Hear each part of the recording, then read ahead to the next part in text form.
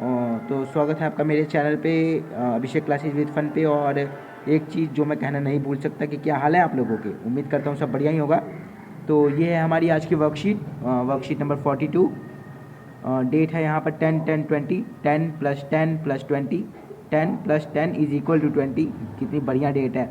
Name, यहाँ पर अपना नाम डालिएगा, क्लास, रोल नंबर, सब्जेक्ट और सब्जेक्ट टीचर के नाम। तो आज हम फिर से पढ़ रहे हैं संस्थाओं का कामकाज, और ये है हमारा पार्ट 3, भाग 3 से इसके हमारे कुल मिला के वर्कशीट आ चुकी हैं। और आज हम पढ़ेंगे न्यायपालिका के बारे में। हम विधायिका और कार्यपालिका के बारे में पहले ही पढ़ चुके हैं, तो आज बात है न्यायपालिका की, और न्यायपालिका हम आज पढ़ने वाले हैं। तो इसकी कुछ महत्वपूर्ण बातें हैं जो मैंने यहाँ पर लिखी हुई हैं। हमारे देश में विभिन्न स्तरों पर मौजूद अदालतों को सामूहिक रूप से न्यायपालिका कहा जाता है। यानी कि विभिन्न स्तर पर मौजूद, यानी कि जो सर्वोच्च न्यायालय, उच्च न्यायालय और स्थायी न्यायालय हैं, उन तीनों को मिलाकर हमारी बनती है न्यायपालिका। तो ये इसकी डेफिनेशन है न्यायपालिका की, कि विभिन्न स्तरों पर मौजूद अदालतों के सामूहिक रूप से न्यायपालिका कहा जाता है।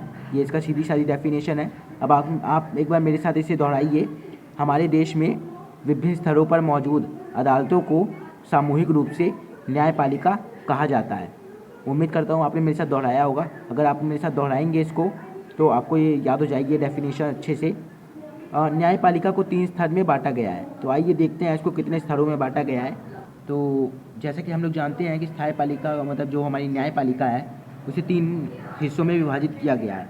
हमने क्लास 6th और 7th में भी पढ़ा था कि हमारी न्यायपालिका को 3 भागों में विभाजित किया गया है। तो वो 3 भाग हैं। स्थानीय न्यायपालिका, जो कि निचली अदालत भी कहते हैं जिसे, उच्च न्यायालय और सर्वोच्च न्यायालय। हमने सुना होगा हाई कोर्ट और सुप्रीम कोर्ट।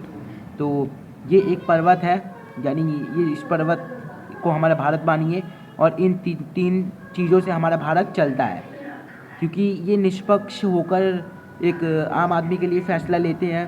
तो इसलिए ये भारत के लिए बहुत ही ज़रूरी है हमारा न्यायपालिका, जो कि अन्य 2 जो हमारे संस्था हैं, हमारी 3 संस्थाएं थी, आपको याद होगा, विधायिका, कार्यपालिका और न्यायपालिका। तो उन जो विधायिका, कार्यपालिका, उन तीनों से महत्वपूर्ण ये है न्यायपालिका मेरे नज़रिए में, क्योंकि ये निष्पक्ष होकर और एकदम सही फैसला करती हैं। तो इसलिए मुझे तीनों संस्थाओं में से ये संस्था सबसे अच्छी लगी। तो इसका प्रश्न नंबर 1 है। हम प्रश्न नंबर 1 से इसकी शुरुआत करते हैं। जो मैंने आपको बताया, हमारी पूरी वर्कशीट प्रश्नों में ही पूरी तरीके से हल हो जाएगी। और अगर आपको कोई आउटसाइड से कुछ आवाज़ें आए तो उसके लिए मुझे माफ़ करिएगा, क्योंकि मैं ये वीडियो घर पे बना रहा हूँ और मेरे पास अभी माइक भी नहीं है अच्छे से इस्तेमाल करने के लिए। मैं इस लीड का इस्तेमाल करता हूँ, तो मुझे काफ़ी परेशानियाँ झेलनी पड़ती हैं। तो मैं आपको इसका प्रश्न नंबर 1 बताता हूँ। तो न्यायपालिका किसे कहते हैं, इनमें कौन कौन से न्यायालय शामिल है। तो हमने ये सब पहले ही पढ़ लिया, तो हम इसका उत्तर आराम से दे सकते हैं। आप इसे नोट डाउन कर लीजिएगा। भारत में मौजूद विभिन्न स्तरों पर अदालतों के समूह को सामूहिक रूप से न्यायपालिका कहा जाता है। ठीक है, उम्मीद करता हूँ समझ गए होंगे, क्योंकि मैंने सरल भाषा में लिखा है इसे। न्यायपालिका में सर्वोच्च न्यायालय, राज्यों के उच्च न्यायालय, यानी जो हमारी न्यायपालिका में सर्वोच्च न्यायालय, जो कि उच्च न्यायालय और स्थानीय न्यायालय को, इन दोनों को इनका फैसला मानना होता है। यानी आप ऐसे मान के चलिए कि सर्वोच्च न्यायालय उच्च न्यायालय और स्थानीय न्यायालय का बड़ा भाई है। ठीक है, तो आप इसे ऐसे मान के चलिएगा तो आपको ये जल्दी याद हो जाएगा कि उच्च न्यायालय और स्थानीय न्यायालय का जो हमारा बड़ा भाई है वो सर्वोच्च न्यायालय है। तो उम्मीद करता हूँ ये आपको समझ में आया होगा फर्स्ट क्वेश्चन। अब सेकंड क्वेश्चन की ओर चलते हैं। तो इसका प्रश्न नंबर 2 ये रहा, भारत के सर्वोच्च न्यायालय में किन मामलों की सुनवाई होती है। तो भारतीय सर्वोच्च न्यायालय निम्नलिखित मामलों की सुनवाई करता है। तो इसका प्रश्न नंबर 2, भारत के सर्वोच्च न्यायालय में किन मामलों की सुनवाई होती है। तो भारत के सर्वोच्च न्यायालय में अधिकतर सभी मामलों की सुनवाई की जाती है, छोटे से लेकर बड़े तक। तो इसका जो उत्तर है वो कुछ इस प्रकार है कि भारतीय सर्वोच्च न्यायालय निम्नलिखित मामलों की सुनवाई करता है। देश में नागरिक के बीच विवाद, देश में अगर किसी नागरिक के बीच कोई बड़ा विवाद चल रहा है, जैसे ज़मीन का विवाद, तो उन विवादों को हल करने का कार्य भी सर्वोच्च न्यायालय करती है। अगर वो उच्च न्यायालय और स्थानीय न्यायालय के फैसले से जो है सहमत नहीं है, तो वो सर्वोच्च न्यायालय में अपनी अपील दर्ज करवा सकते हैं और सर्वोच्च न्यायालय में उनकी अपील का पालन ज़रूर होगा। तो दूसरा है सरकार और नागरिक के बीच विवाद। कई बार ऐसा होता है कि सरकार गलत कानून निकाल देती है जिस कारण नागरिकों को कुछ परेशानियों का सामना करना पड़ता है। अगर नागरिकों को लगता है कि ये कानून ठीक नहीं है तो वो अदालत में जो है अपना कुछ भी परेशानी डाल सकती है और अदालत उस कानून को बर्खास्त ना करते हुए उसका विरोध करेगी और वो कानून बंद हो जाएगा। राज्य सरकार तथा केंद्र सरकार के बीच विवाद। कई बार केंद्र सरकार जो सत्ता में होती है राज्य सरकार से भिड़ जाती है, तो उसका भी जो सुलह वो सर्वोच्च न्यायालय करवाती है। यह सर्वोच्च अपीलीय सबकी सुनवाई वाली अदालत है। ये सर्वोच्च अपीलीय यानी सबकी सुनवाई वाली अदालत है, इसमें कोई दो राय नहीं है। तो इसका तीसरा प्रश्न कुछ इस प्रकार है कि स्वतंत्र न्यायपालिका अपना काम कैसे करती है।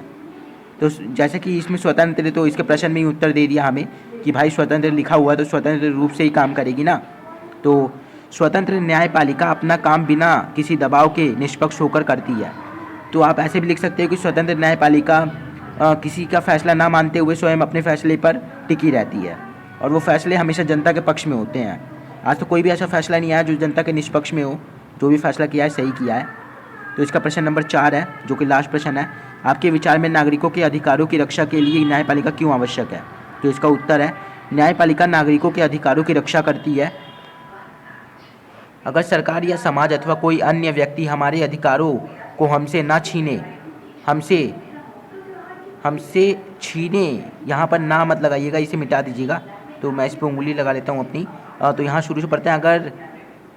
अगर सरकार या समाज अथवा कोई अन्य व्यक्ति हमारे अधिकारों हमसे छीने और अगर कोई ऐसा करता है तो हम न्यायालय के पास जा सकते हैं और इंसाफ मांग सकते हैं। हमारे मौलिक अधिकारों में हमारा एक अधिकार ये भी है कि हम कोई भी सुनवाई न्यायालय में करवा सकते हैं।